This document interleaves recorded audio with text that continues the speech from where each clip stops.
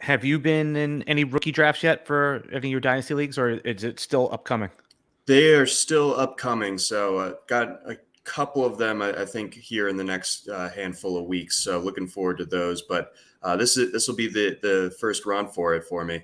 Yeah. How many dynasty leagues are you in right now that you would consider like serious dynasty leagues? Actually, they're all kind of serious. I mean, people that are in them are in them. So how many leagues right now total? I'm in 3 dynasty leagues, so I'm so just jealous. a drop in the bucket relative to you. But Well, I'm jealous. I'm jealous because, and in fact, I bet you your 3 dynasty leagues are well managed, whereas I'm having stuff slip through the cracks like crazy. I've now got it a little bit more under control, and I'm in a lot of deep dynasty leagues where it's like 4 receivers, 3 flex, like these crazy. So there's not a lot of lineup setting to do week to week. You know. Mhm. Okay, that checks out. I threw my hat in the ring as the commish of a startup dynasty last year, and You must hate yourself. that was a trial by fire that I just ended up getting burned by because during the season, like with all the other commitments like college football and everything, it's like I don't have the time to commish this properly. What did you find is the biggest problem with being commissioner? Not problem. Like what's the biggest pain in the ass of being a commissioner in a dynasty league? I think getting everyone on the same page as far as the Constitution is concerned, and it's like, okay, here are the rules, and then like that, there, people are not understanding when you can pick people up and things like that, and it's like herding cats basically, especially when there's only like a handful of people that you know personally, so you can't really kind of break the fourth wall and be like, hey, listen up, bud, like you gotta, because I'm not gonna like do that to someone who's in the industry but a stranger. Like, I don't know, it's like, I think I can empathize with you right now. As you know, I am let's say stewarding the RotoWire Dynasty mock draft for a RotoWire football magazine, which should be coming out this summer, and I'm experiencing some of those same pains. We have so many great drafters in there, but again, everyone has lives, they have priorities. So I am tasked with being the a-hole. Hey man, hurry up and pick. Which again, when I'm in normal, so I'm in about 30 dynasty leagues, and there's an etiquette. For people that are in that many dynasty leagues, they understand the flow, the pace of these things. And there's, I'm not a hurry up and pick guy when there's no timeline, but when there's a deadline, I tend to be a little bit more, you have to be that way or else it just won't get done. exactly. So I've had about 6 of my rookie drafts go off so far, John McKechnie. So I am actually very happy that you have not had any go off, because this is going to be, I'm in the trenches right now, but so I'm not thinking with a sober mind. I'm thinking about what's going on in those drafts. You're coming in with, hey, what do I think is going to happen? So today we're going to do a Superflex rookie mock draft, and we'll use that as a jumping off point to discuss these players, these rookies, and how they'll impact our fantasy football teams. And I think that is a good mix. Someone who's been in the trenches and someone who's still thinking logically. That's you, by the way. You're the logical guy. I do not have my rookie draft trench foot just yet. Yep. All right. Hey, everybody. We got people in the chat looking along. So I'm here with John McKechnie of RotoWire, our college football, our rookie guru, and our sports betting guru. So everyone should go check out John. What's your Twitter handle again? Is it John's Tailgate? I'm at John's Tailgate, John's_tailgate, and John with an H. Okay. And everything, I put all your links in the video description below. You're one of my favorite follows on Twitter. So I recommend everybody do that as well. It's not strictly sports over there. I tweet some goofy stuff, but when it's time to throw out the sports takes, I got them. All right. So without further ado, I'm going to give you the 1.1. Actually, you know what? Screw you. I'm going to take it. I'm going to take it. All right, because I want to chat. There's strategically I want to do it. I think that the dynasty market in Superflex leagues has settled on Breece Hall as the 1.1. That's I've not been in a draft yet where he hasn't gone 1.1. So 6 of 6 drafts. You're in agreement? Yeah, I think so. I mean, he's not a first round guy or he didn't get picked in the first round, but nobody did. So that might turn some people off. But at the same time, like first running back off the board, like clearly the best running back from this class. And I don't think that there should be too much concern about Michael Carter being there. I think Carter I think it's good for the Jets as a whole that they boosted their backfield, because Zach Wilson, we still don't really know what he's going to turn into. So putting the right pieces around him, I think, was a smart play by the Jets. So going with Breece Hall, I like it. There was almost no situation where Breece Hall was going to get 100% of the carries. Houston was the closest one to that, but I'm fine with the Jets, the 1-1. Again, nowadays, it's very rare you're going to get Dalvin Cook. You're going to get Zeke Elliott. If you can get 18 touches a game, that's a first-round fantasy pick, and especially if 4 or 5 of those touches are passes. All right, so I take Breece Hall at the 1.1. This is where I'm very curious to what you're going to do. We're in a Superflex rookie draft. Now, let's assume that your team is mostly balanced. You have a few, you're going best player available every time. What are you going to do? I will go with Drake London. To me, there are 2 guys in the top tier for these rookie receivers, and we'll see if you're in agreement with the third pick here. But Drake London gets the nod for me because the path to targets is just so clear. I know that the Falcons, their quarterback situation is pretty rough, whether it's Marcus Mariota back there, whatever he still has left in the tank, or if it's Desmond Ridder. But at the same time, you looked at the Falcons depth chart a week ago, but before the draft started, there wasn't a single viable pass catcher on that team other than Kyle Pitts. So, I mean, this just it's a layup. It's a slam dunk. And maybe I'm leaning on the basketball puns because Drake London obviously played basketball at USC his freshman year. But, I mean, that's a guy that can play above the rim. He's someone who's very comfortable with a high target volume. We saw that during his time at USC, especially those last 2 seasons. And I just think especially in PPR formats, like London is just going to be automatic, even if the efficiency takes a little bit to get there as far as it being exactly what you want. I think he's pro ready. I think he hits the ground running, and I think he's a guy that can go 100 catches right away. Okay, so that's a good sound pick, but here's where I want to talk. I want to stop at this point and talk a little strategy. So I just counted. I've been in 7 rookie drafts so far. Kenneth Walker has been the second pick in 6 of those 7. London was the pick in the other one. I got into some Twitter debate with some of the guys I'd established the run who are always wide receiver heavy, sharp drafters just like you. Now, in these dynasty leagues, you've been in them. It's almost impossible to acquire young running backs. Are you not even considering Walker at 1-2? Even though, explain why you didn't take the running back over Drake London. I think that the opportunity cost and my personal valuation of Kenneth Walker, I think Walker is a fine player. I think that, he was deserving to be the second running back off the board in this class and everything like that. So, I'm not quibbling there necessarily, but I just think that what we have as far as future stars at the receiver position in this rookie class far outweighs what I think that Kenneth Walker's overall ceiling is going to be. I'm not too concerned about the long-term commitment in Seattle and the workload because, Chris Carson, Rashad Penny, those guys are just walking injury risk. And you wouldn't bet on either of those guys playing even 14, 15 games next year. So that Walker, especially being drafted early in the second, he's going to get a lot of work. But I think that the overall star potential from some of these top receivers is the tiebreaker for me. Fair enough. And like I said, a lot of sharp guys, picked London at 2. I would still take, again, if there was a need, and I get the London pick, I would never tell anyone the wrong because London's a better he's a great prospect. The draft capital's there, the opportunity's there, production was there, but it's so hard to acquire young running backs. But maybe that's just not I'm a seasoned dynasty player, but I fall into these amateur traps, which is not taking BPA, best player available sometimes. So again, this is why I talked about, I said, this is a good conversation to have with someone who's sober. And I know that you're, I don't mean sober in the real terms. I meant like sober looking at this because we know, you're doing who the hell knows what in that apartment over there. All right. So it's only 10:30 in the morning. It is Cinco de Mayo, but it's not even noon yet. Cinco de Drinko. I understand. All right. So pick 3, if I was in pick 3, if my team is balanced at this point, I'm going to then adhere to that sober philosophy. And I really like Treylon Burks. So I'm going to take him at we're pick 3. I'm going to pass on the running back. There's some guys I may like a little bit later. And the difference is that, talk about, I don't even need to project targets for Treylon Burks. He's getting them, right? 8 targets a game. I would say the floor is 7 targets a game. They traded for Treylon Burks, essentially, the Tennessee Titans, they gave away A.J. Brown. A.J. Brown was only, a 6 to 8 target, but he was very efficient with them. Mm-hmm. But so he is walking into that. Ryan Tannehill, if he wants to keep his job and not to get the boo birds coming from Malik Willis, he's going to need to throw to – he doesn't really have anybody else there. He's going to have to hope this guy is pro ready, and they're going to force feed him the ball.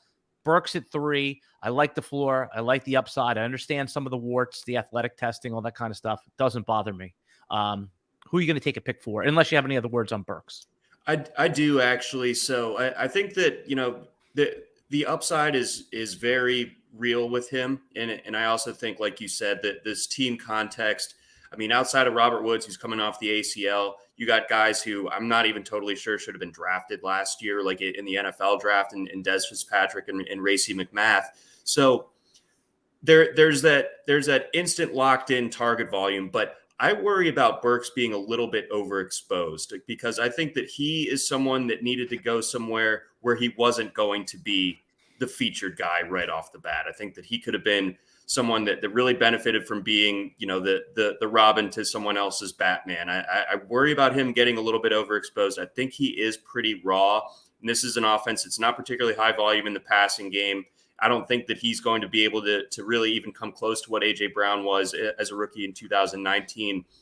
So I worry that he almost this is probably too extreme of a case or a scenario, but I worry to the point where he struggles so much that he almost finds himself on the bench at some point this year. Wow. So he's the one that's a bit of a fade for me, to be honest. Okay, that's fair. That's fair. I mean, he's certainly going to be up there.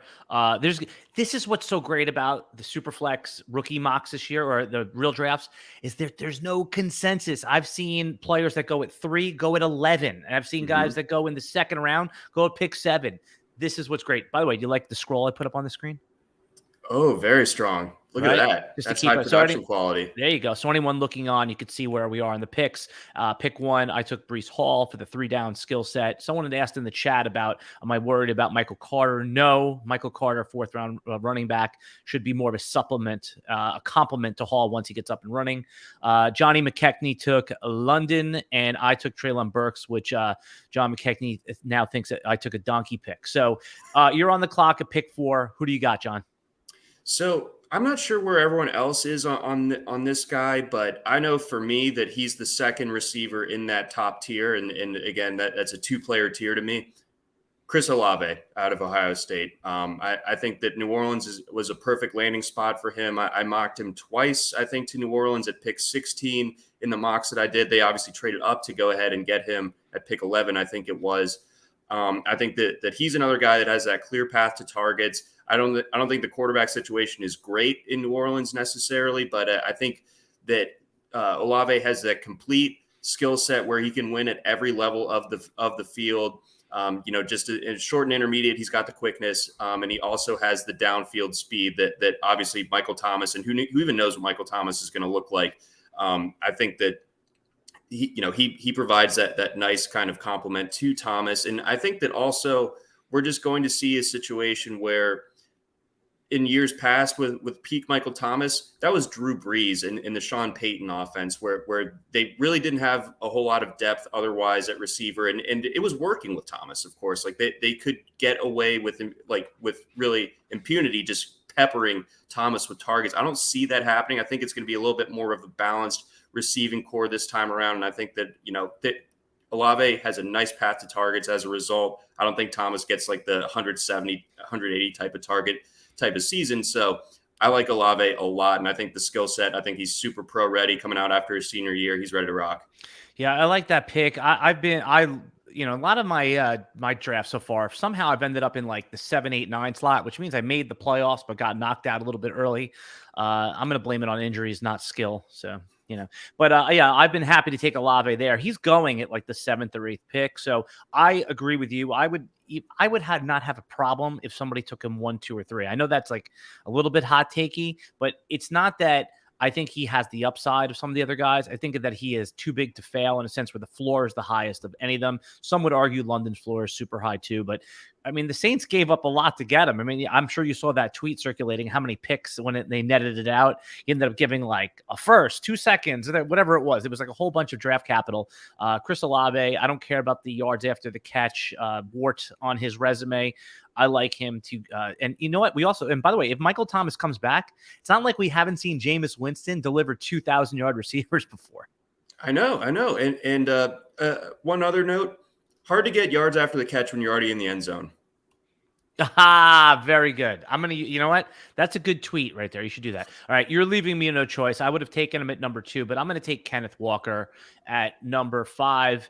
I mean, after Kenneth Walker, I mean, you could argue that there's other running backs that have paths to starting. I'm sure we'll get to those guys, but Kenneth Walker, the draft capital, the second round running back is the old first round running back, right? Especially the first 10 or 12 picks. If you're picked in the top 10 or top 12 of the second round, that's like being picked in the 5 years ago in the first round, the last 10 picks. So Kenneth Walker, I know there was some doubts about his pass catching. I'm not, they said the same things about Jonathan Taylor. The guy can do it. He's not going to have hands of stone. I'm sure of that. He's an elite runner. The Seattle did get 2 offensive tackles, and they can't really rely on Drew Lock or Geno Smith to get them to the promised land. They're going to have to establish the run, and certainly, yes, is he going to be Nick Chubb? Probably not, but I could see Kenneth Walker finishing as like RB9 to RB14, and that's fine. If you have a young running back, 21 years old, for the next 4 seasons, that's a win in Dynasty, man, because whatever it happens, it's going to happen right away. All right. You're up on pick 6 unless you have any words for me on Kenneth Walker. No, I think you laid out a good case there on Walker and positional value there. And because of that, drop off at the running back position, once you get after Walker, it is kind of a crapshoot. It's a real eye of the beholder type of thing as to how people are going to approach running backs 3 through 6. So I do like that Walker pick. As a result, I will keep the receiver train going. This is tricky though. It's between Garrett Wilson or Jameson Williams. I got to go Garrett Wilson. I think that Jameson Williams is someone that I'm going to want to have a lot of this time next year, because I think the rookie year is going to be a disaster. But I mean, I'm not trying to torpedo your pick, or maybe even my own pick here in a little bit later. But I think Wilson, he steps in right away, top 10 pick. As long as Zach Wilson can be at least a little bit viable, then I think that this sets up really nicely for him as the primary X receiver, potentially for the Jets, or at the Z spot, depending on what they want to do with Corey Davis. But I like Elijah Moore a fair bit, so that's kind of why that I steered towards Olave over Wilson. But I like Wilson a lot. I think he's a super talented guy, and he does provide that yak too. Yeah, I'll send you the video that actually you and I did on TikTok before last year's draft, where you were touting Elijah Moore before the hype train rolled in. I asked you for a player that would be drafted in round 2 that everybody a year later would think of a round 1 player, and you identified Elijah Moore. So yes, I know you like him there. Now, Garrett Wilson, by the way, has been going at pick 3, 4 consistently. To get him where you got him at pick 6 is almost unheard of. I bet you that's the same. So you got a great value on Garrett Wilson. Here's the issue is, there's going to be jet bias on him, which probably is going to create an opportunity for value right now. Elijah Moore is presumably still the alpha. He has to be displaced as the alpha. He had that run of games. Now, some of them were with Mike White, but he showed that he is a 20-25 fantasy point player. Now with Zach Wilson, we'll see how the distribution of targets happens, but I love that play. Now, you brought up Jameson Williams. I am not going to pick him here. I have been on full fade mode with him because, and I'll get to my pick in a moment. We could talk, have this conversation, is that you identified that he is likely to start the season on PUP, right? I mean, there's probably a better chance he is than is not. He had December? It was a January injury.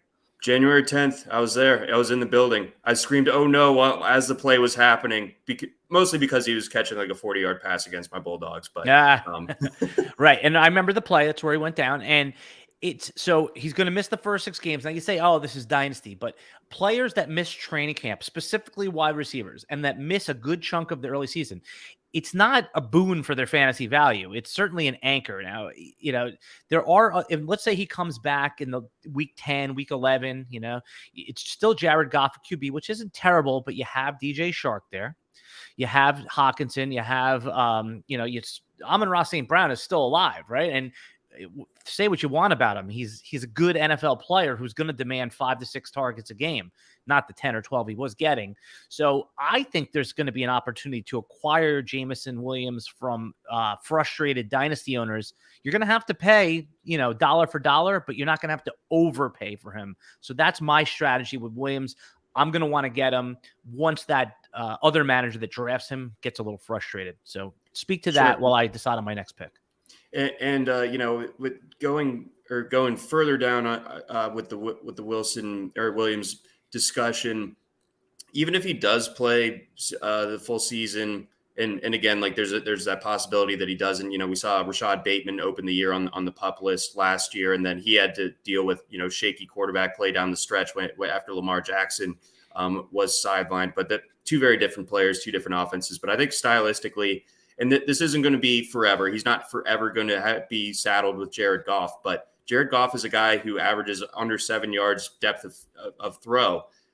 Where does Williams win? He wins by just getting past the corners, getting past the safeties, being a downfield just speed demon. So I just don't really see a situation in which he becomes much more than just a kind of expensive decoy in this Detroit offense. I think it does kind of help the short and intermediate guys because the safeties can't cheat up as much if Williams is on the field. So I love this for Amon-Ra St. Brown. Wasn't super interested in him like a week ago, but now I certainly am. But I think as far as Williams and his rookie year outlook goes, pretty shaky. Yeah, I didn't realize we're on pick 7, so I'm up on pick 7. I am actually going to take Jameson Williams. That it just the upside does make sense here, but I'm telling you, if I end up at pick 7 and have to draft him, I am going to be that guy. You should if I have Williams in my drafts and you're in a league with me, target me because I get impatient. I'm a dynasty owner that gets impatient. Those two things don't do well normally, but I'm going to admit it. But at this point, I'm going to draft him. I mean, he's got the draft capital. We know all the good, and I don't like this is where the tier clearly fall. Oh, you know what? Will you let me do a do-over? I forgot. I'm looking at my list and trying to host. That is fine, just fine, sir. Yeah. Okay. So let's strike that whole conversation. In Superflex, I'm taking Kenny Pickett right here. Okay. I'm taking Kenny Pickett. Okay. What more could be said about quarterback positional value in Superflex? Now, I know that Pickett is a flawed prospect, but even this is my argument for Kenny Pickett. And by the way, I would probably take him a little higher than this in a real draft. Is that even if Kenny Pickett is bad, I'm saying he's below average, he is still going to be the starter for 2 seasons. And if he's bad, he's probably going to get you 11 to 14 fantasy points. Now, is your quarterback 2, is your quarterback 3 in a Superflex league? That's fine. It's not great, but that's if everything goes wrong. With all those weapons, I can't see it going on now. If he's average, he's going to be the starter for at least 3 seasons, and he's going to get you 15 to 18 points, maybe 20 sometimes. And if he's above average, obviously he's a little bit of a long-term starter. So just based on positional value, I think Kenny Pickett belongs a little bit higher than this. But are you okay with him here above the upside of someone like Jameson Williams? I think that the perspective's there, and you're talking about being impatient, but you're also talking about like the 2-year, 3-year potential window of him, being someone that you can start at least a handful of times in that span. So I think I can be a little bit overwrought with my like where I am on Pickett as a prospect versus what he can be as a fantasy asset. So I wasn't going to be the one that took him at 7, but I think you have plenty of good like logic backing that up too. Yeah, I've taken him as high as 4, by the way. And I probably would take him if I'm in a situation right now, John, where I have my quarterbacks in a Superflex league are Russell Wilson and Ryan Tannehill. Ryan Tannehill's on the ropes. My QB 3 and 4 is like it's like Gardner Minshew. There's nothing there. And I was on the clock with the second pick, and the rest of my team's okay. It's pretty good. So I took Pickett there. It's just so rare you get a chance to draft quarterbacks and try acquiring one with anything with a pulse.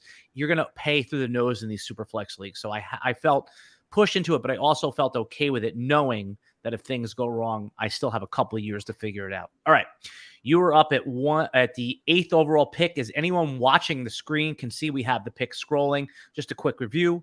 Pick 1 in our Superflex rookie mock is Breece Hall. Number 2, London. Treylon Burks went 3. Olave went 4. John went and jumped to ADP there. I like that pick. I felt gifted Kenneth Walker at 5. John took Garrett Wilson at 7, and I could not resist a quarterback. I'm a quarterback guy at pick 7. You're on the clock. Right on. Pick 8. All right. So despite everything I just said about Jameson Williams, I think that the long-term potential for him is as good as any of any receiver in this class. I mean, the speed is so electric. I know that, that there's some concern, not just about the injury history and the team context, but it's like, why did it take for him his junior year to really break out? Why didn't he get on the field much at Ohio State? Well, think about it, who we just drafted ahead of him, his former teammates who were producing at that time. And then a guy who we will be talking about plenty next year, Jackson Smith and Jigba, what was clearly going to be that next guy up for Ohio State. So Jameson Williams makes a good move, goes to Alabama, totally crushes it. So I think at this stage, given who else is on the board, the upside just wins out for me. So I will still go with Williams despite my year one concerns. Yeah, that makes a lot of sense. And I think this is the hard tier cutoff. Would you say, like, there's still guys I like and I'm happy to take as a first round rookie pick, but I think these 8 players, you're like, okay, I feel like I got a real first round pick. After that, those are premium. Yeah, those are premium. Now there's another tier coming up right here, because at the end of the round, in my judgment, again, I've been in 6 or 7 of these now, pick 11 and pick 12. You're feeling like these aren't like traditional first round picks. I mean, even last year when I was picking like 11th or 12th in the leagues that I won, I was getting Jalen Waddle. I was getting a top 5 wide receiver, I think the problem is that this year, the lack of viable quarterbacks just really pushes everything up, and it forces you to kind of just, wear out a certain other position. Like, last year, Trevor Lawrence, Zach Wilson, Trey Lance, Justin Fields, even Mac Jones. They all go in the first round. So it's like that's great, and like you could see all of those guys starting year one. Obviously it didn't really work out for Trey Lance, but that's a discussion for a different day. But you were happy to take him at 1, 2, or 3. Sure, totally, because the upside is certainly there, and it still could be. But the lack of quarterbacks that I think are worthwhile taking, it makes everything else crazy. And then also the fact that like the running backs really outside of Hall and Walker, like we've been talking about, it's really like dealer's choice as to who would be the 3rd, 4th, 5th. Like it's there's no real consensus there. Yeah, I don't mean to repeat the obvious here, but you just nailed it. It's that the lack of, again, we're not going to worry about how they actually played last year, but there was 5 first-round quarterbacks. It was an extreme. So that's why the later picks were good. So the opposite is a little bit true here, is that the lack of first-round quarterbacks makes this almost like a 1 quarterback draft, but the upside, I guess if you can exploit, when you were picking 11 and 12 and getting those top, now you're getting, you're able to draft a high upside quarterback at the end of first round if you choose to. I haven't seen that done too often, but as you get into pick 11, 12, you're never going to get the opportunity when you're picking at the end of the draft to get someone as high upside as some of the quarterbacks that went into the 3rd round. Let's see if that happens here. Okay, so at pick 9, really you're faced with looking at receivers with draft capital in the 1st round, or you're faced with, some of the high upside guys that fell to round 2, or if you need a running back, there are a couple options here. Now, I started off by telling people taking James Cook in the 1st round was a donkey move. In PPR leagues, I think it's viable. It's just dicey. And if I'm being true to my board, I'm taking Sky Moore here, right? At pick 9, he could have easily been a first-round wide receiver. He was an underclassman who came out. This has been plowed over ground, but could he have ended up in a better situation? I mean, you could always say, oh, look what happened to Mecole Hardman. By all accounts, this is a different type of player. This is an NFL-ready player who profiles like Golden Tate. Talk about that pick right there. Are you happy with the value I got on Sky Moore here? No, that's definitely solid. I like Sky Moore a lot, and I think a lot of the Golden Tate comp come from the fact that he's so dangerous, dynamic after the catch. And you look at the receiving core in Kansas City, and it's just like, some retreads or some guys who have kind of that are at best post hype, type dudes. I mean, I was Mario and I were captaining the Mecole hype train just a few years ago. It hasn't totally panned out just yet the way that we would have hoped, but I think that Sky Moore fits into a really nice situation. I think what he brings to the table, he's not redundant to any of the other guys in that receiving core. So I think that he's someone that definitely gets himself on the field, gets the attention of Patrick Mahomes early, and starts to stick. So I like that Sky Moore pick. Yeah. A side note here is, that draft we're in for the magazine draft, and, Alex Dunlap from Roster Watch is in that draft. He was on the clock. So I texted him while he was on the air on Sirius, and I said, hey man, it's time to make your pick. Let's go, do it on a commercial break. And supposedly he was screaming, yelling that I'm annoying the crap out of him, which, by the way, now I'm embracing the role of the heel. I am going to be the Iron Sheik, I think you got to. Yeah. I mean, if he's going to be yelling about that, then yeah, it's like, all right, man, fine. That's how it is. It's all in good fun, man. I worked for those guys for a couple years before I came over and joined the team here. Great bunch of guys to work for. Definitely follow Roster Watch on Twitter. I'm sure most of you already do. All right. We're about halfway through our allotted time. We'll pick up the pace, but let's take a quick break for a word from our sponsors. And we're back. Does it feel nice, Johnny, to sit in that chair and not have to drive the car, just to be a passenger sometimes? It does. I mean, there's joys of hosting that most of the podcasts I do, I host. But yeah, it's a nice little change of pace here, and yeah, like I'll let you figure out that transition. I always have a hard time doing that one.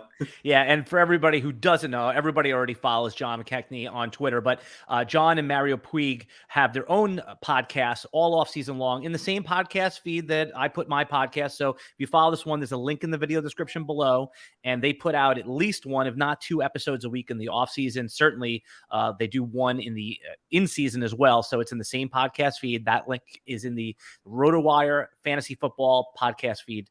Available everywhere. Link in video description. All right. When we last left off, let's see. Where were we? I lost my count. Did you picked? No, I picked Sky Moore. So we're gonna pick up the pace a little bit here until we get to about pick 15. So I'll be a little less verbose. I'll let you expound because you have some good takes I want to hear. All right, pick 10. Who do you got? This one's tricky. All right, here I go. Dameon Pierce. I like it. No, I like it. And by the way, I just lost the banner, but that's fine. I'll create it again. Talk Dameon Pierce while I get this going again. Dameon Pierce is someone who I didn't necessarily buy the hype on it during some of the offseason. I thought that he was just sort of like, what, are we bored? We're just like deciding that the Florida running back is going to be anything. But the landing spot in Houston, it could not be any better. I mean, like I'm the last Marlon Mack I'm the last guy to believe in Marlon Mack, so him being there doesn't scare me whatsoever. Rex Burkhead, he will forever be like a thorn in whoever running back is also in that backfield. Like he's always going to be an annoying guy because he will have games where he kind of dominates the workload. But I think Pierce, he's got what I like in a running back, that dense build, powerful runner. I think that he sets up pretty nicely there in Houston. So, I know that there are other running backs that some people might like more. And he's not the most like explosive athletic guy, but I think that he has what it takes to earn a role and also keep it. So I will go with Dameon Pierce. I picked 10, right? Yes. Yep. So while you were doing that, I had to quickly to make that banner. I accidentally deleted it. That's what happens, man, when you do when you're doing multiple controls here. But I'll tell you why I like it, because he is after the first two guys, he is the running back that most likely has the clearest path to starting. Now, if he was drafted in the third round of the real NFL draft, he'd be going higher than this probably. You know how running back thirst happens. Mm-hmm. His fourth round ADP is actually the key to getting him at a value. That's a good point. Okay. Yeah, I'm saying, and what was he picked? Like the 12th pick? I don't know exactly. What Houston had, like the 12th pick or something like it wasn't like 4-1 but it wasn't like 420 either. Ooh, 420. So he was the 107th overall selection. So that would have been pretty early on day 3. Yeah. I'm pulling it up right now as we talk. But yeah, bottom line is you're not worried. If you tell me my backfield competition is Marlon Mack and Rex Burkhead, I'm okay with that. Plus, it's when you watch the Dameon Pierce, it was 4.02. 4.02. He was the second pick. So that's basically like being a third round pick disguised as a fourth round pick. See there, and I'm sorry. Can we get some love for my ceiling fan in the? Is it hot in there? Don't you have AC? I mean, what's it called? I do, but I try to keep the energy bill down. The dang gas company this winter was really ripping me off. So I know obviously the electric company will that's a different story for the air conditioning, but scintillating radio here. That's what I'm saying. People out there can relate. They've been ripped off by their gas company. Yeah. So I try to, while it's still reasonable, but soon enough, I mean, it is Atlanta. It's going to get pretty tough here in a little bit. And if you're listening on the audio feed, this is a total visual thing, and we'll do a whole podcast on John Ceiling Fan in the next episode. So if you're really into that, stay tuned. All right. So that that's actually new information to me about Pierce. I didn't realize it was 402. I just hear fourth round. That's like Antonio Gibson last year being picked in the early third round. It's kind of like a second round pick. Now I know there is that line of demarcate, that line in the sand there, but you have to think about where was he going? Where was he in relation to other players? Okay. So pick 11, you threw me for a loop because I thought I was going to get him there. But I think this is the point now. I'm going to respect the second round draft capital of James Cook in PPR leagues and non-PPR, half PPR. I'm probably going to go a different direction. So I like James Cook. The Buffalo Bills at pick 11, that is. Buffalo Bills made no secret about. And by the way, if there's any comments you want to put on the screen, feel free. You got the co-pilot controls there, Johnny. The Buffalo Bills made no secret about what the role is going to be. They tried to sign J.D. McKissick, right? Mm-hmm. J.D. McKissick didn't work out. He went back to the Commanders. So they said, hey, we're going to draft a guy that was going to do that. He's going to be the pass catching. He has enough speed to get off tackle if he needs to be. And I expect him to be very similar type of player that he was with your Georgia Bulldogs. So he's never going to be RB4 on the year, but he's probably going to be RB14 a bunch of times, RB16, and then maybe have a Danny Woodhead type of season here and there where he's like RB12. So I'm going to take James Cook there and respect the draft capital. Yeah, I like James Cook a lot. It took him a while to really get going at Georgia, but this past year as a senior when he came back, just really impressive. He was the guy that was the big play threat out of that Georgia backfield. And what I love about his game is that pass catching ability, not just out of the backfield, but Georgia. You watch that Tennessee game; they split him out wide. Stetson Bennett hits him for a long downfield pass. So he has that ability, and I think that marries up really nicely with Josh Allen. I don't think it's the optimal usage of Josh Allen to have him throwing short little screen passes to the running back. Like let him just hose it down the field. And Cook can do that in a way that a lot of other pass catching running backs can't. So he can run actual routes. He absolutely can. Okay. So who's his best comparable in your judgment to an NFL player in the last decade? Let's see. I mean, I'll throw a couple out. Is Eckler totally out there as a? I don't think he's as rocked up as Eckler. I don't think he can break tackles quite like Eckler. But I think as far as just like you can use him down the field, it makes sense. Like I think that there's a little bit of that, or maybe he's like what you wanted Demetric Felton to actually be. Okay. How about this? These two comps. Now, again, these are not like career comps. These are just stylistic comps. How about Andre Ellington and DeAndre Washington? There's a couple of guys there that pass catchers that can maybe get off tackle if need to be. Let's hope that he can do it. Cook, he has that speed to get outside, like you said, bounce it out. But I worry about like the carry ceiling being like 8. I don't think he holds up particularly well as a runner. So, we actually had a good question in the chat, and Julia had asked, and I'm curious about this too. Is what do you think is the main differentiation point and skill set between Singletary and Cook? Because you've seen Cook intimately, you watch every Georgia game, you probably watch replays of the damn game, John. Oh, it's a sickness, yeah. Yeah. So give me talk about him and juxtapose him with Singletary a little bit. Singletary, they called him Motor back at his days at FAU. Singletary was an absolute workhorse in college, and he's got a way denser build. Like, he's not that much heavier pound for pound than James Cook is, but he's a lot denser, being that 5'7", 203. So he's a guy who does have a between the tackles skill set more so than Cook. Cook a little bit like longer and leaner. So I think that Singletary is someone that him and Moss can kind of cannibalize each other's touches, but I think Cook and his skill set is separate from those guys, and I think that Buffalo will find a way to maximize that. And I think then you start to get to looking at where the Bills took him, the draft capital, and they didn't have like a million picks in this year's class, so they had to be very, very sold on every single pick that they made. So I think it is pretty telling. They had to be judicious. Exactly. Good word there. Pick 12. You're on the clock. Last pick of the first round. You won the league last year, John. Your roster is loaded. You're just taking talent right now. I'm just taking talent. Let's go. We'll stay with the dogs. George Pickens. Okay, I like it. So you took him. You passed on a couple guys that were drafted ahead of him. What is it that you think? Listen, Pittsburgh and wide receivers. Home run. Actually, we think of all the hits, but we forget about the Marcus Wheatons, right? We forget about. We do. So good. Lima Swede, they aren't completely Bryant, without their wars. Oh man, what could have been? Right. Martavis Bryant was actually good at just everything else, but Pickens, he's kind of a crazy guy himself. I'll be the first one to kind of like admit that, get ahead of it. But the talent's crazy. He's the best Georgia receiver since AJ Green.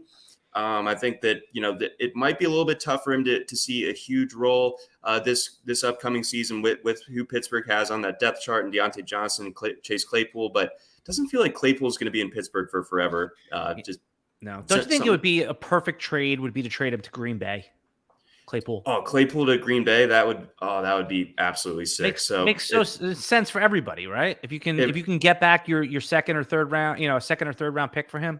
That would make so much sense, and I like the other guys that Green Bay took in the draft enough, but there's still going to be a pretty significant drop off.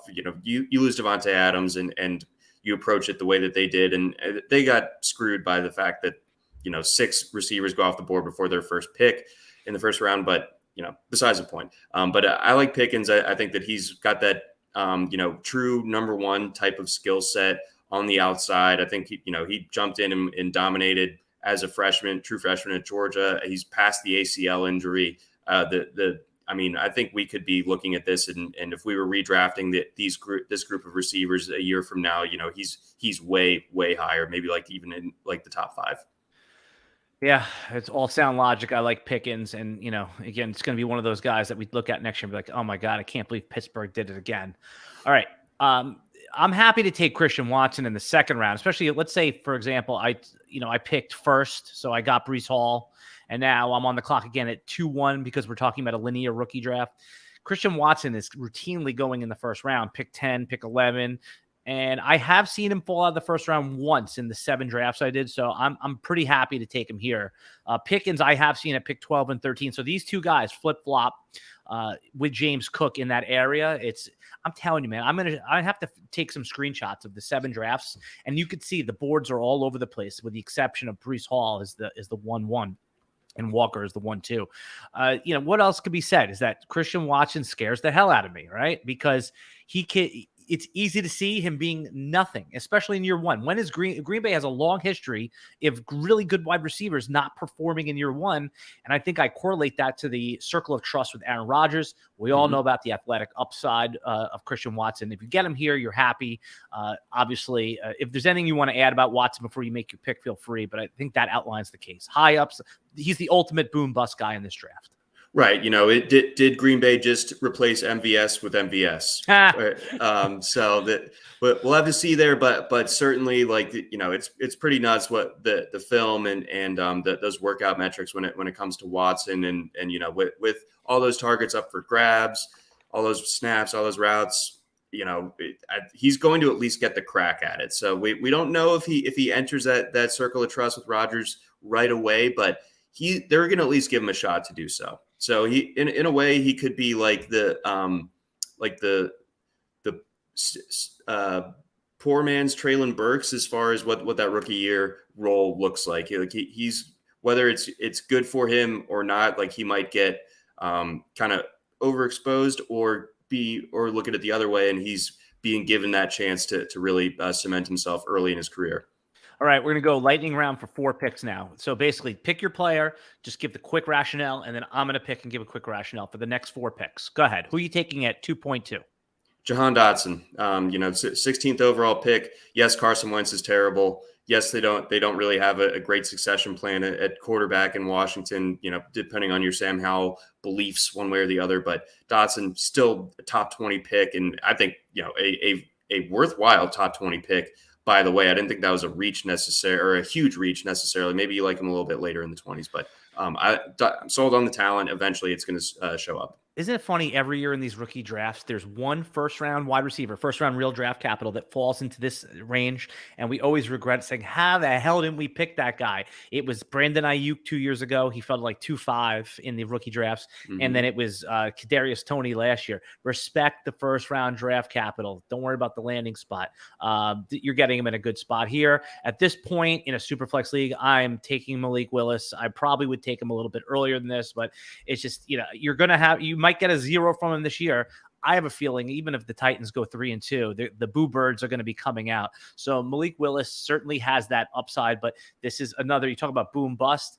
He could play well this year. They could still draft a quarterback next year. Who are you going to take at pick, the next pick, 16, 2.4? I will go with Rachaad White to the Tampa Bay Buccaneers. They get rid of Ronald Jones. We'll see how this offense changes. Leonard Fournette obviously got a nice payday this offseason, so he'll be the guy, but he's not always the most durable guy in the world. And White kind of can offer very similar things, both in the run game and as a pass catcher. So I like White there. Will White have a role this year at all? Could we expect 5 to 8 touches a game from him? I get Tampa Bay running backs wrong like it's my job. I was so stoked on Ronald Jones a couple years ago, and I was a big Keyshawn Vaughn guy. Then he went back to school, and then his final year at Vandy wasn't as good as I was hoping. But I'm hoping that third time's the charm when it comes to me picking a rookie Tampa Bay running back. So I do like White, and I think that he can push Keyshawn Vaughn aside pretty quickly, I think. Yeah, I think that quarterbacks in Superflex drafts have the opposite value of a car. And what I mean by that is a car, you drive it off the lot, it loses like 6% of its value before you even turn right at the light. Desmond Ridder would be my next pick at 17. He's got a path to start because we know that the Falcons aren't going to win. I mean, what's their Vegas under over? 6.5, 5.5, something like that. That means at some point they are going to have to see if their third round draft pick hits. So you're going to get 8 games out of Desmond Ridder. The downside is they could win, 7 of those 8 games, and he could still get, usurped by 1, 2, or 3. The quarterback class, there seems to be about 4 guys that can go in the top 10 picks next year. John, is that about right by early look? So I think Bryce Young and C.J. Stroud, Locks. Top tier, and I think we're starting to see some narrative invention for I like Will Levis as a college player, but he's not a first round pick. There's a couple other guys that maybe can change my mind. A Tanner McKee, a handful of other guys, but I think right now it's being oversold that next year is going to be back to normal as far as these really rich quarterback classes. All right, well, even better then. I like Desmond Ridder even more because we've seen players in the 3rd round, 4th round, Dak Prescott, Russell Wilson work out before. And when you're in the middle of the 2nd round of your rookie draft and you have the opportunity to get a player who is going to start at the quarterback position, Superflex, those players appreciate. And at some point, like I just made a deal. I drafted Desmond Ridder and was able to basically flip him to the Marcus Mariota guy, and I got some assets back there. So at that point, Smart. all right, we're gonna keep going a little fast at this point until we hit the end of the second round. So who do you got? We're at pick 18 in the sort of the middle end of the second round. All right, I will dabble with the quarterbacks now. Finally, I'll go with Matt Corral. I think there's a reason why he slid as far as he did, and he's going to need to clean up some of like the just kind of stuntman tendencies that he plays with. But he's got a good arm. He's athletic. So the rushing upside is there. And, at this stage of a rookie draft, I think that's worth betting on. And I think that, similar to Ridder and Mariota, he might have an easier path, Corral, that is, beating out Sam Darnold. Yeah, I like that a lot. And you know what? He's kind of undervalued in these drafts. I mean, like you said, if anyone has the chance to start the most games of the 3 third-round quarterbacks, it might be him.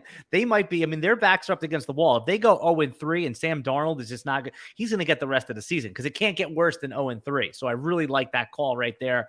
I'm actually having a little regrets. I didn't get Matt Corral here. Okay, as we get into pick 19, it's not a sexy pick, John, but I have had this thing with David Bell. I don't care about the athletic testing.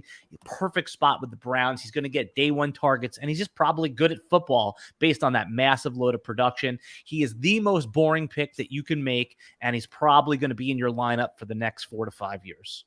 Yeah, so, like we were saying about Green Bay replacing MVS with MVS, this could be a situation where Jarvis Cleveland replaces him with Jarvis Landry.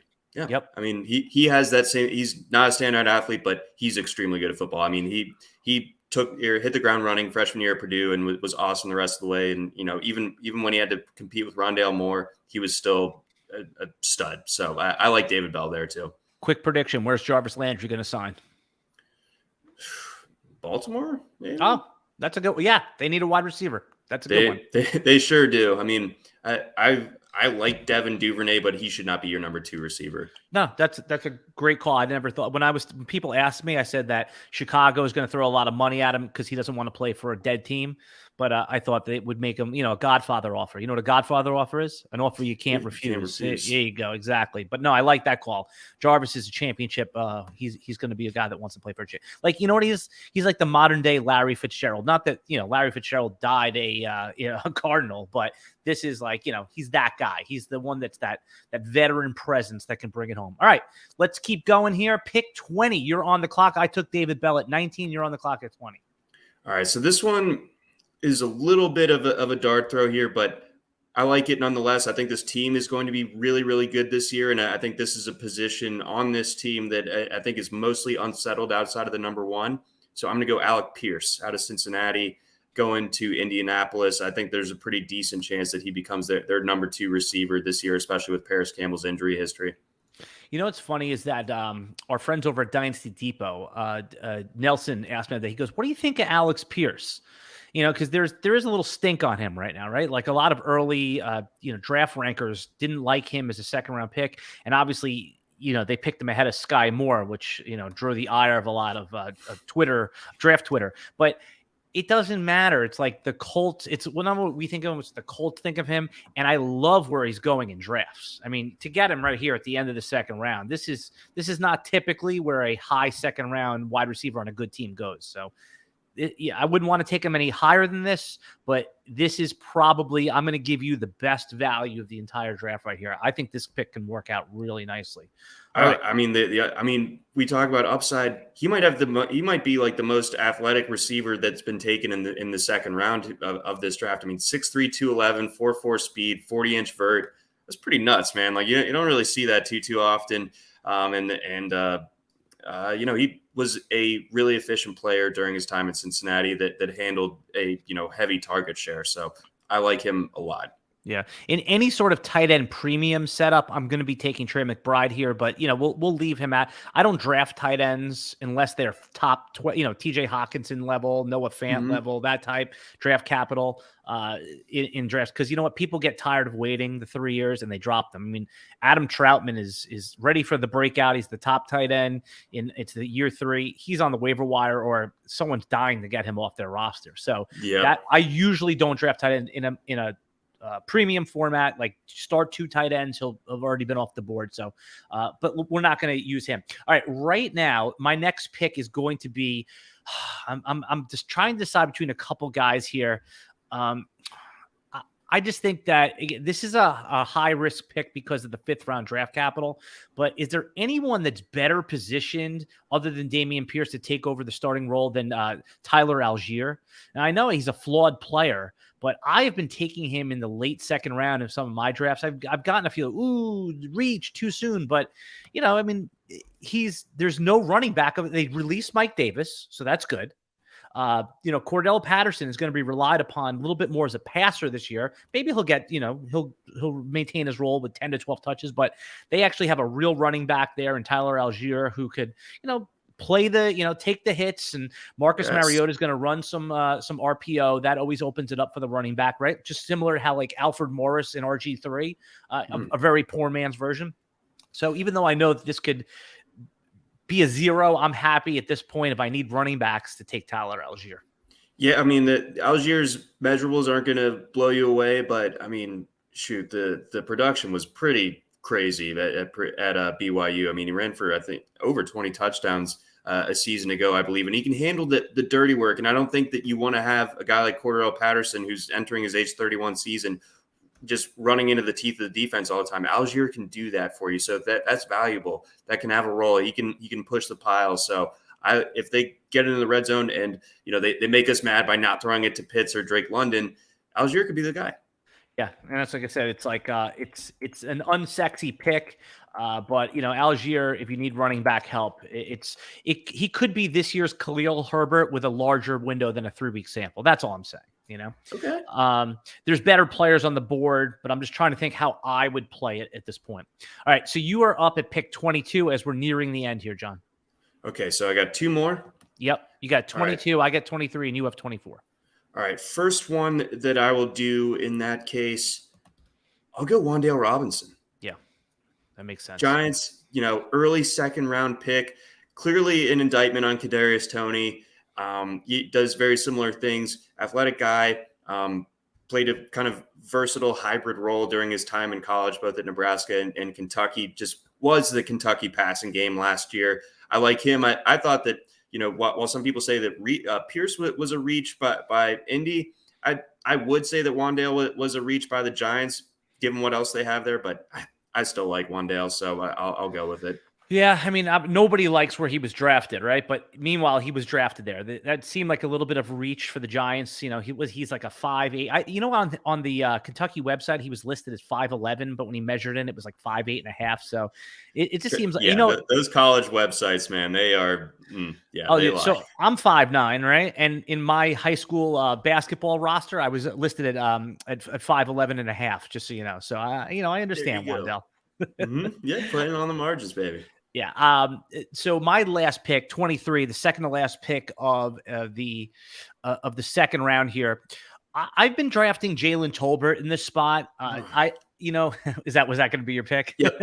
All right. I thought he'd get back to me. Yeah. Yeah. Okay. So you played the board wrong, but look, he's been going in this spot here. So if you do want him, he hasn't been making it to the 3rd round in these drafts. And some I've seen him go 3-1, but for the most part, he's been going where I took Algier.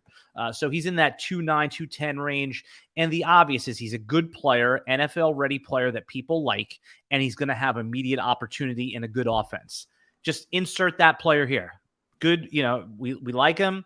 Opportunity with Michael Gallup likely out for the first at least month and a half. I mean, he hurt his leg in the playoffs, right? He hurt his knee in the playoffs. So, I don't think we're going to see him before Thanksgiving. So I'll take Tolbert. He's going to have every opportunity to succeed. Who are you going to take with your last pick? Do you have anything to add on Tolbert, by the way? I've been a big Tolbert fan for a while. South Alabama, not the most fun team to watch usually, but Tolbert made them fun to watch. I think he has a legit skill set. And yeah, I mean, you look at what Dallas has done this offseason. You have Gallup injured. You lose a couple of key contributors elsewhere. Cedric Wilson or Amari Cooper. I'm not a James Washington guy whatsoever. All of a sudden, you could look there and Tolbert midseason is like second or third on the team in targets, kind of out of nowhere. So I like that. I think there's a good amount of upside on that one. Very good. All right, man. You get the last pick, man. We're gonna bring this thing right in under an hour. I love this. This is great. Go ahead. All right, I will go. And just remember the golden rule: don't screw it up. Okay, the golden rule: don't screw it up. Khalil Shakir, Boise State. That's the going. I love getting people on the Buffalo offense, and that outside of Stephon Diggs and Gabriel Davis, they have some other guys who are interesting, but I think Shakir might be better than those other guys at this current stage, whether it's Crowder or Isaiah McKenzie, who is fun, but Shakir, I think, a little bit more of a complete player. Yeah, I like that pick. I mean, the 5th round draft capital is, sometimes you say like, ooh, that's a little late for a wide receiver. But look, the Buffalo Bills just did this with Gabriel Davis. They picked him in the 5th round, and now he's the starting wide receiver. Right? He was a 5th round pick. Gabriel Davis was a 4th. I forget exactly where he wasn't a 3rd round pick. Mm-hmm. He was like a 4th or 5th round pick. I mean, we can hear. You know what? Let's give the people the good information. He was 4th round, 128 overall. So late. 4th. It was 4.22. There we go. Yep. So 4th. So they just did this, and people like Shakir, like you said, he's going in this area. So if you want Shakir, you need to take him here. And then just rapid fire, John, give me 3 more names that would be next on your board, and I'll do the same, and then we'll wrap it up. I would say Zamir White. The lack of 5th-year option for Josh Jacobs makes this. There's some serious potential for him to get in there pretty soon. Maybe I would take a Trey McBride, and then that's tough after that. Maybe how about Brian Robinson, or is this the situation? I think Brian Robinson stinks. Yeah, okay, so scratch him off. Yeah, so not doing that. I'll go Isaiah Spiller. Yeah, I think that the Zamir White and Spiller are the guys that, this time next year, we could be saying, oh, wow, I wish I had those guys. Not that Austin Eckler is going away, but the Chargers have been dying for someone that could take 10 quality touches off of his plate. And I think Spiller is that guy, and Zamir White for all the reasons you said. All right, you're going to go follow John McKechnie on Twitter. Give your Twitter one more time, John. I'm at John's Tailgate, John's_tailgate. And tell them what you're working on and where they can find you, where they can find your work.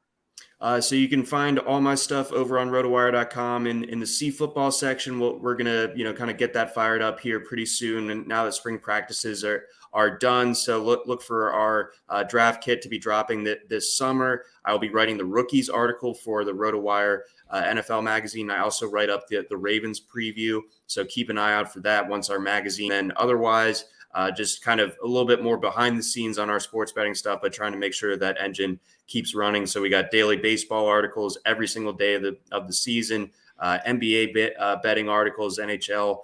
So those two in the playoffs right now, a lot of fun stuff going on there. So tons of betting content that we're trying to grow out here. Fantastic. All right. And then everyone knows if you want to see the RotoWire Superflex Dynasty rankings, you could do so right now for free and see all of our premium content. We don't even ask for your credit card. We just ask for your email. You go in there, you can see everything behind the paywall for 10 days. Go to rotowire.com/try. That's all you got to do is put your email in there. There's nothing to cancel, right? You just go in there, you get everything behind the paywall for 10 days. After 10 days, it just stops. And just remember, if you do like this video, if you don't mind, you don't have to, but click the like button, click the subscribe button to the RotoWire channel. Most of you do already. We appreciate that. And then next week, we will be back with another. When's your next podcast, by the way? About an hour from now. Okay, so come back. You'll see John live with Mario. What are you guys going to be talking about on that one? So we focused on the rookies on Monday and kind of our overall draft reactions. Now we're going to kind of zoom out, talk about the veterans who were affected by these new rookies coming in, roles that we do think are improved as a result, winners from that way, and then guys who might be in trouble as a result of these rookies coming in. Oh, excellent. All right. And next week, I'll be back with special guest Nate Liss of the Sonic Truth Dynasty podcast. I'm real excited to have Nate on, and we're going to confirm up what day we're doing that. So come back with us next week. All right, everybody. This has been the RotoWire Dynasty Fan